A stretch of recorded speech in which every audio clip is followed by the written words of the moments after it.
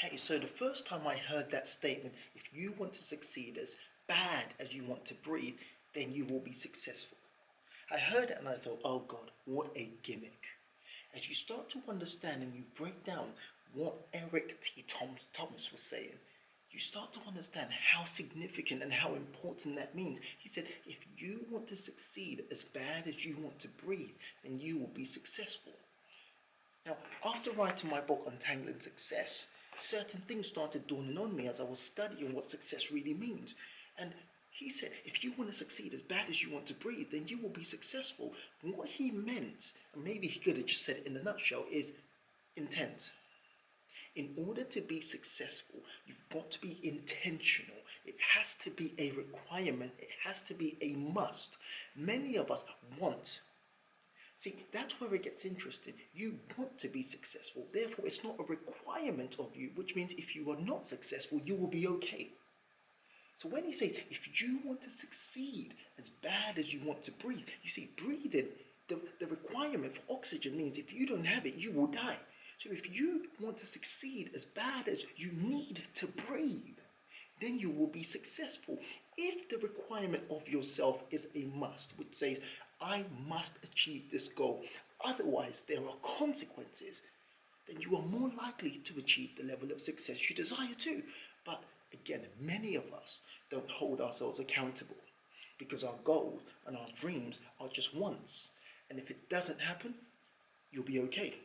If you don't make £1 million, you will be okay. If you don't get the house of your dreams, you will be okay. If you don't get the car of your dreams, you will be okay. If you don't liberate all the people that are looking up to you and saying, hey, when is this person going to change their lives, you will be okay because there are no consequences.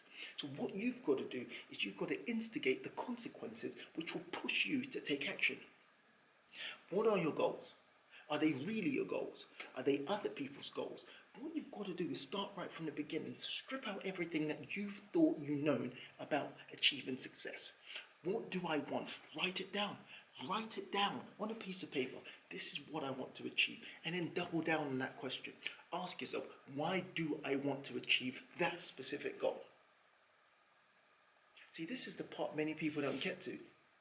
You don't ask yourself, why is it you want extra £10,000 a month? Why is it you want to make £1 million? Why is it you want this car? Why is it you want these pair of shoes? Because most of the time, what you believe is a goal is actually someone else's goal. So I was speaking to someone on a podcast recently, and we came up with the conclusion that you are the amalgamation of your 5 closest friends, which technically means you are 20% of who you think you are. I hope that makes sense. You are technically 20% of who you think you are, which means your ideas, your notions, your beliefs, what you stand on are probably the ideas of your surroundings, your environments and your friends. So what you think you want might not necessarily be what you want, and you spend energy and time trying to chase those things, but they're not really what you need or desire or want. So what you've got to do is find out, what is it that I want? What is it that I need? What are the requirements that I've set for myself? And if I do not achieve those things, then what happens to me? And that's why I talk about in my book something called put your money where your mouth is. It's the quickest way to make your goals and dreams a reality. It's the quickest way to cause it to manifest. Because you put down something, there is a consequence for you not achieving your goal. When was the last time that you beat yourself up? When was the last time that you were angry? When was the last time that there was a consequence for you not achieving what you've set out? Most of the time, because we keep our goals quiet and they're there on a piece of paper, no one knows about them. When we don't achieve them, we just put them to the side. I want to challenge you today. When you want to succeed as bad as you want to breathe, then you will be successful. That's in Eric Thomas's voice. And I wish I could do an American accent. But when you make a requirement of your goals, then you will start to see the manifestation. Make a requirement. Make it a requirement. Make it a must. Call yourself out on the nonsense and the BS. Charge yourself. I'll catch you soon. Have a phenomenal day. Speak soon.